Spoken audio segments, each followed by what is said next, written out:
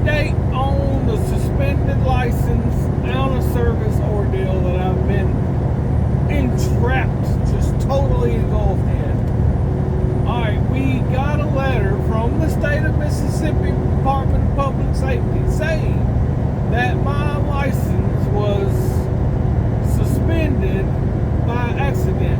There was a clerical issue and it should have never been suspended. So we have that letter in my possession, got it yesterday. And not only that, the ladies that were up there at the Department of Public Safety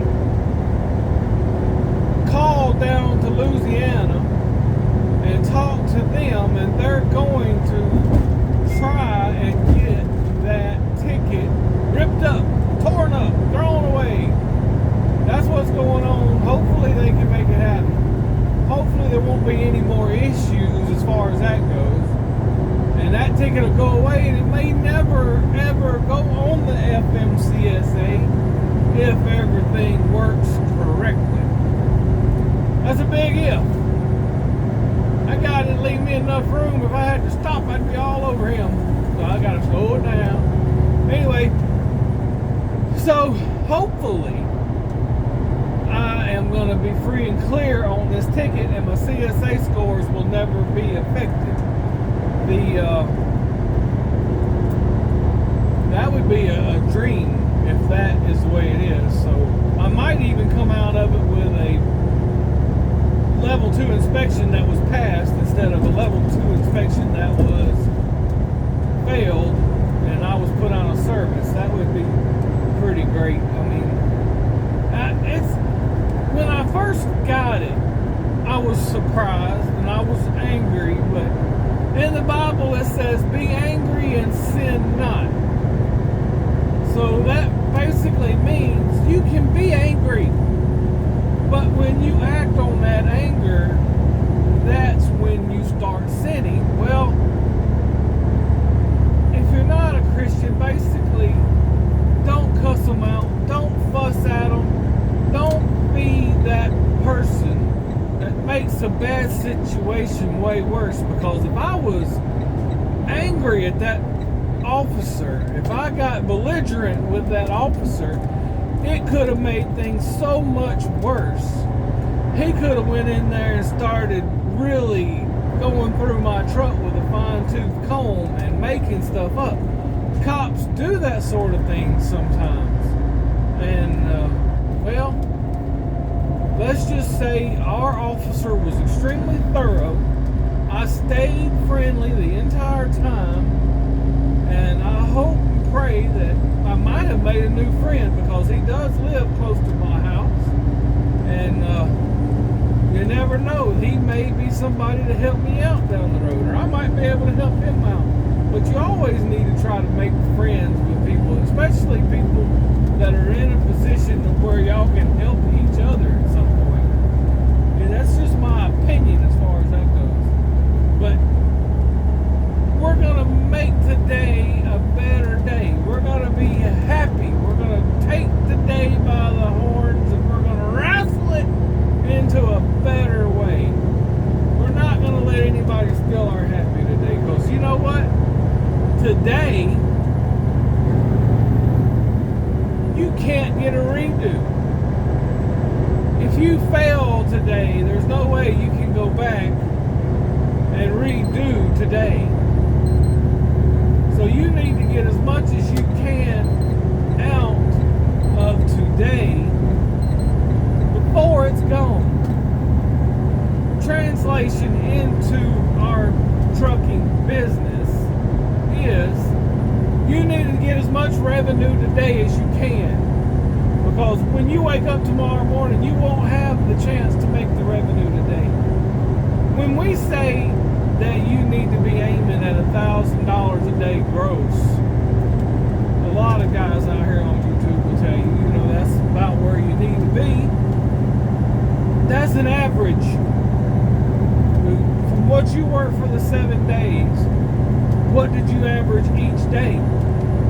Because by the end of the week, did you make enough gross cover those expenses. And if you're working for a company, did would you do everything you can to make sure that you made enough gross for the company to be able to pay the bills? Because if you don't make enough gross during the week, and if you don't do everything you can to help the company make a profit, one day that job may not be there. Dodge accidents, avoid curbs, any kind of situation that can cost the company money, you want to avoid, like the Black Death plague that they had in the ancient world where it took out so many people. You want to avoid those situations. If you want to keep a job, you got to do everything you can to help that company. Now, yes, there are a large percentage of companies that will take advantage of you out here, but there are some great companies. And when you find a great company, you owe it to yourself to help that company in every way that you can, to understand the way they do business and to try and make it work. Because one day it might not work and they may have to close the doors. And then you'll be out of a job and others will be out of a job. And, you know, it's just slow walking and sad talking at that point. Because if you, let's say, if you have the ability to pick your freight, even if you're like a lease purchase guy, you make just enough that week for your bills. Let's say you don't need much. You make just enough to pay your bills and to cover the expenses that you normally have. You're still not thinking about the company that you're lease purchasing from. That company is lease purchasing you a truck in the hopes that you will get out there and run hard, because the more you run, the more percentage they get and the more percentage you get. But if you run just enough to cover your bills, you're not thinking about the larger company, the larger picture. That company may need $6,000, $7,000, $8,000 gross a week in order to have money left to repair the truck and to pay other expenses. Let's say if you run $3,000, $4,000 a week, and that's just enough for you to get a little check and for you to cover your expenses on that lease purchase truck, that's not going to leave the company with a large percentage left in case they need it to keep the doors open. So the more you run for that company, the healthier and happier that company will be, and the more secure your job is. Because on a lease purchase deal, you know, y'all can correct me if I'm wrong. Feel free to comment. But lease purchase deals, if you close the company down or if they go bankrupt and you're in the middle of that lease, if I'm not mistaken, that lease is terminated when that company dies. So think about that. You've been running that truck for a year on a 3-year lease or something like that. You're enjoying it, you love the truck, but the company's done hit hard times and they have to shut down and your lease is terminated and you have to park what you thought was your truck back at the terminal.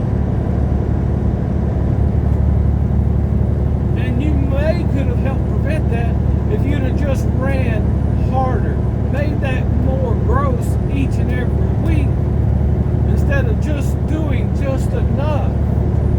Just enough is a cop-out. Arnold, argumentatively one of the best examples in history of a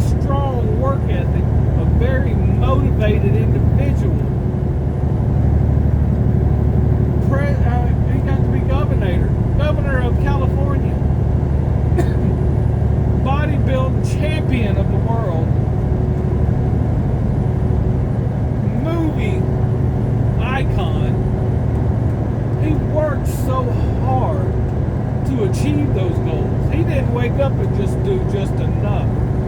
He was lucky to sleep 6 hours a day.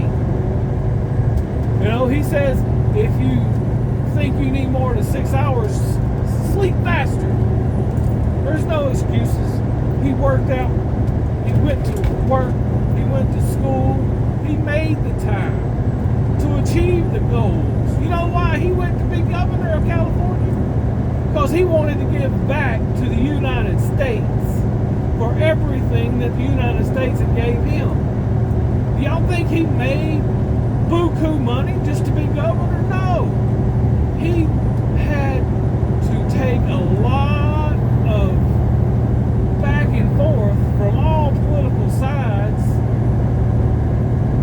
He wasn't making a crap load of money. He actually made less money because he went to be governor, because he couldn't do the movie roles. He wanted to give back to this great nation. He would have been president of the United States if he would have been American born. Y'all should research his story a little more, and it will show you the motivation. It will show you the drive that one man had, and that one man made a huge difference on this world, in this country. And anybody can do it. You just got to have the drive. You just got to get out there and put one foot in front of the other. Yeah, there's going to be storms in life. Yeah, fuel prices are going to go sky high. But heck, when things get hard, you got to work harder. If you're not making as much per mile, that's what that means. You got to run more miles. And truth be known, that's probably why people are so upset. They're still making money, they're just not making as much money, so therefore they have to work harder to get the same money they were a year ago. I don't want to work harder for the same money, but that's the way a market system works. That's why they call it the stock market, the freight market. It's up and down, and there's all kinds of variable forces ripping and tearing away your money. You gotta find a way within the system to make that money. Keep working, keep struggling, keep fighting. Work harder. Study. There's a lot of great people out there in the YouTube world and Google world that are doing just that. They're studying, they're trying to help people, and they're learning each and every day how to make their businesses better. And some of them are actually trying to help other people's businesses better. Make the most out of today. Make the most out of this week. Hit that high gross, man. Challenge yourself. Race against yourself. Always be trying to do better. And when you are doing better, save up for the rainy day. Save up for when things get bad. And just see how great you can make it. Save up, and then one day you might be able to purchase that truck flat out instead of having to pay it by the week or by the month. Once it's paid off, man, that's a huge pay bump. This truck I'm driving used to be $800 a week. And then I got the lease redone, and it went down to $600 a week. And then another year, I got to go and purchase it through my bank. And you know how much my note was then? $1,000 a month. That was a huge win for me. That was $1,400 a month raise that I didn't have to put on the truck note. I could take that money and put it in my bank account instead for repairs. Lord, I'm telling you, I'm glad I don't have a huge truck note right now with the fuel prices like they are. It would be plain awful. Now, I do have a truck note on the other truck, but we ain't got but like 9 months left on that bad boy. If I can scrap and hustle and try to make it for the next 9 months, things will look a little bit brighter, I hope and pray. Anyway, my throat's getting a little scratchy. I just wanted to let y'all know how things were going with the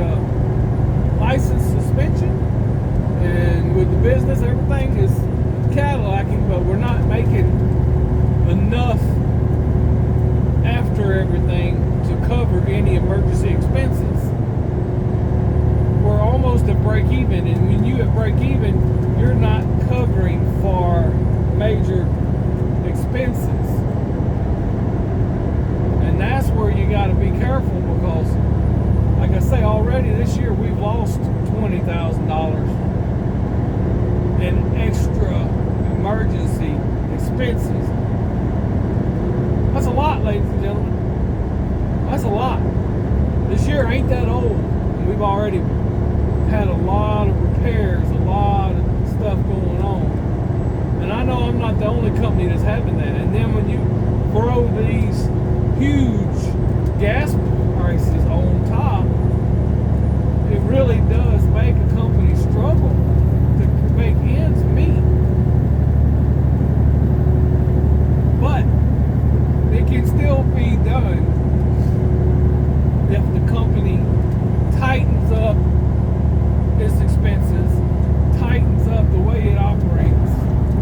Every mile, every gallon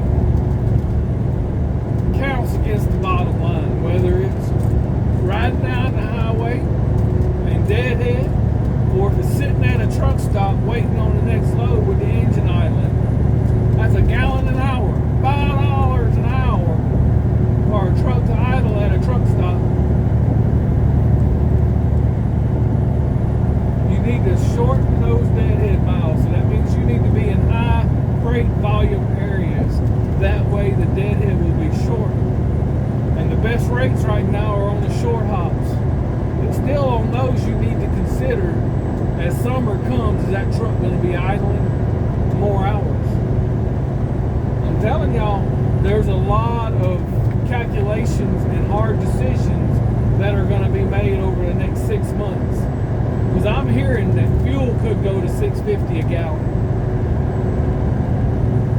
At $6.50 a gallon, that's going to put us at most of us in the industry, at $1 per mile in fuel or more.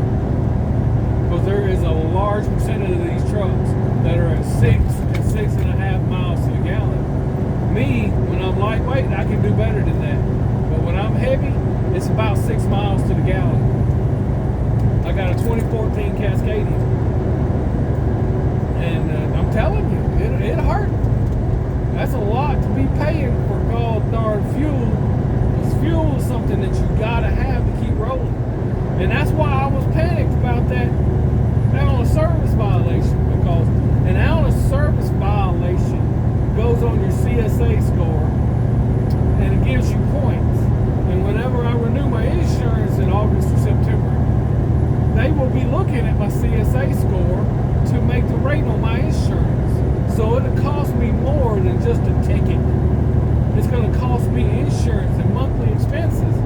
And you know, my insurance is already high because I live in Mississippi. I mean, that's high.